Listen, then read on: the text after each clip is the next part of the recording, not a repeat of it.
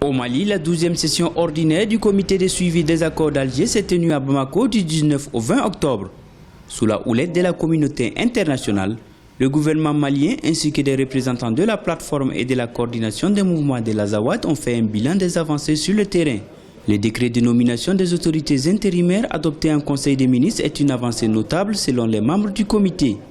Au sortir de cette 12e session, tous affichent leur satisfaction.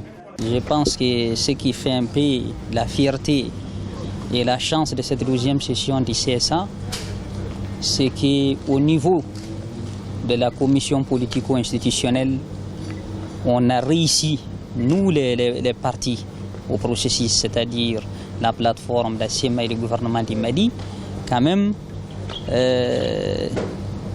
au moins ça a démontré que tout le monde sont de bonne volonté pour aller vers la mise en place des autorités intérimaires. Globalement, je peux dire que cette session a été quand même positive, en ce sens qu'elle a courageusement posé ses difficultés et tout le monde était d'accord qu'elles sont surmontables dans des délais très très courts afin de permettre la mise en place de ces autorités intérimaires. La situation sécuritaire dans le nord du pays, mais aussi quelques divergences dans le choix des autorités intérimaires préoccupent le comité de suivi des accords. En effet, le choix des autorités intérimaires a suscité des mécontentements au sein de certains groupes armés qui s'estiment exclus. Il est hors de question que le CSA s'immisce dans des questions d'ordre interne au mouvement.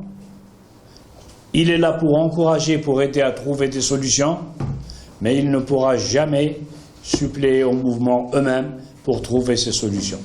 Le comité de suivi demande à la CEMA d'honorer son engagement à déposer la liste pour la mise en œuvre du Conseil national pour la réforme du secteur de la sécurité. Les patrouilles mixtes fortes de 600 hommes répartis équitablement entre les forces armées maliennes, la plateforme et la CEMA ne devraient pas tarder à être opérationnelles au vu des attaques quotidiennes de groupes terroristes.